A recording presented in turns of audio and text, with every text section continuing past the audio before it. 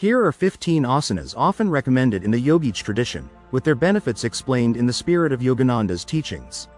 Each posture should be practiced slowly, gently, and with deep, conscious breathing, always avoiding strain. 1. Padmasana, the lotus pose.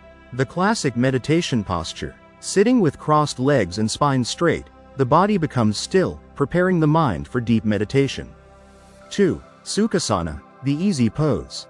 A simpler sitting posture for meditation if Padmasana feels too advanced. The emphasis is on a straight spine and relaxed breath. 3. Varasana, the thunderbolt pose. Kneeling with the spine erect. Excellent after meals for digestion and for calming restless energy before meditation. 4. Tadasana, the mountain pose. Standing tall, arms at the sides, feeling steady as a mountain. Builds awareness of posture and balance, grounding body and mind. 5. Vrikshasana, the tree pose. Balancing on one leg with the other foot on the thigh, palms together overhead. Improves concentration and inner steadiness. 6. Bhujangasana, the cobra pose. Lying on the stomach, lifting the chest upward like a cobra. Opens the heart, strengthens the spine, and stimulates energy flow upward. 7. Shalabhasana, the locust pose. Raising legs and chest while lying on the stomach. Strengthens the back and tones the nervous system. 8. Dhanurasana, the bow pose. Grasping ankles from behind and arching upward like a bow. Stimulates circulation and vital energy through the whole body. 9. Paschimottanasana, seated forward bend. Sitting with legs extended, bending forward to touch the toes. Calms the mind, stretches the spine, and soothes the nerves. 10. Ardha Matsyendrasana, half spinal twist. Twisting the spine while seated. Improves spinal flexibility and massages the abdominal organs. 11. Setu Bandhasana, the bridge pose. Lying on the back, lifting the hips upward to form a bridge. Opens the chest and strengthens the back muscles. 12. Matsyasana, the fish pose.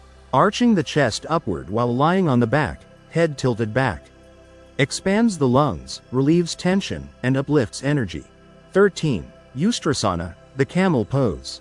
Kneeling and bending backward to open the chest fully. Stimulates the heart center and encourages emotional release. 14. Halasana, the plow pose. Feet extended overhead while lying on the back. Improves circulation, stretches the spine, and calms the nervous system. 15. Shavasana, the corpse pose. Lying flat on the back, arms relaxed. The posture of total relaxation, often practiced at the end to absorb all benefits. Yogananda stressed that even a few minutes of these asanas, done with devotion and mindfulness, can prepare the body for deeper breathing practices and meditation by removing restlessness, improving health, and focusing the mind inward. He often reminded his students that the goal of yoga is union with the divine, and every aspect of the practice, physical postures, breathing exercises and meditation, should serve this higher purpose. While the asanas prepare the body and nervous system, pranayama purifies and concentrates the life force, and meditation takes the devotee inward to experience the stillness of the soul. Yogananda suggested that even those with busy lives could create a short but powerful daily routine to harmonize body, mind, and spirit. Here is how he often structured the practices. First, he would begin with a few asanas for 5 to 15 minutes. He said, "The body is like a musical instrument, so it must be tuned before it can play the music of meditation." A few minutes of gentle stretching or selected asanas relax the muscles, release restlessness, and bring the mind into the present moment. In the morning, a short sequence including the mountain pose, the tree pose, half spinal twist, and cobra pose awakens energy and flexibility. In the evening, forward bends, gentle twists, and finally shavasana, corpse pose, helps to release tension from the day and preparing for meditation. Yogananda always said to move slowly, breathe deeply, and keep the mind uplifted while practicing asanas so they become not just physical exercise but a form of meditation in motion. Pranayama for energy and calmness for 5 to 10 minutes. After the body is relaxed, the breath becomes the key. The ancient yogis discovered that breath and mind are intimately linked. Control the breath, and you control the mind. Yogananda introduced simple preparatory techniques before the deeper Kriya Yoga methods, such as even breathing, inhaling and exhaling to the same count, creating rhythm and balance. Hong Sao technique, mentally chanting Hong with the in-breath and Sao with the out-breath, while watching the natural flow of breath. This stills the restless thoughts and leads to deep concentration.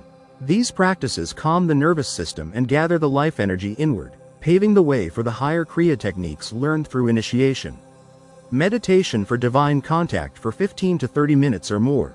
Once the body is relaxed and the breath is calm, the mind becomes like a still lake, ready to reflect the light of the soul. Yogananda taught students to focus at the spiritual eye, the point between the eyebrows, the seat of higher awareness.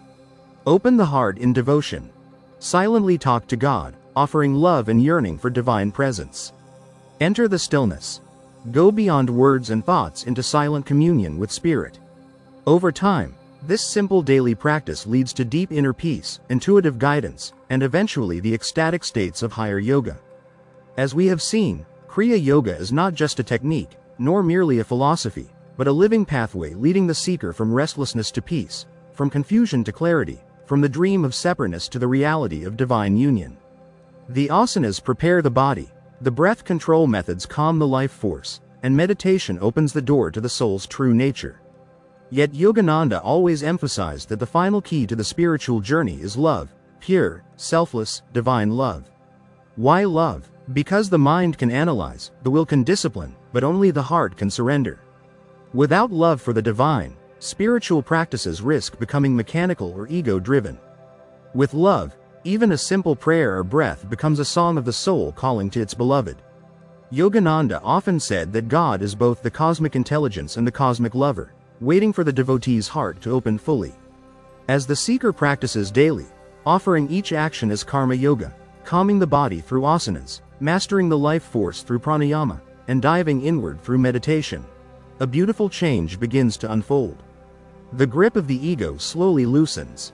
The cravings of the senses lose their power. The heart becomes softer, wider, more compassionate.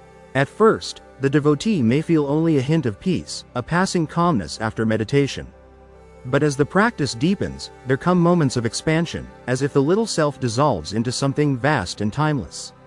In these moments, one begins to taste what Yogananda called ever-existing, ever-conscious, ever-new bliss, a joy not dependent on outer circumstances, a love beyond all conditions. This is the true gift of Kriya Yoga. It does not ask us to believe blindly or to wait for some distant heaven after death. It offers, here and now, a direct experience of the divine within one's own consciousness. Yogananda dreamed of a world where millions would practice Kriya Yoga, not as an escape from life but as a way to live more fully, wisely, and harmoniously. He said that as more people found peace within themselves, the vibration of the whole planet would rise, leading to greater understanding among nations, religions, and peoples.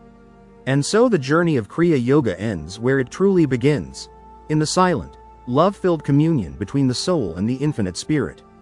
Beyond words, beyond techniques, beyond even time itself, lies the goal of every human life: to awaken from the dream of separation and know, by direct experience, that we are one with the divine.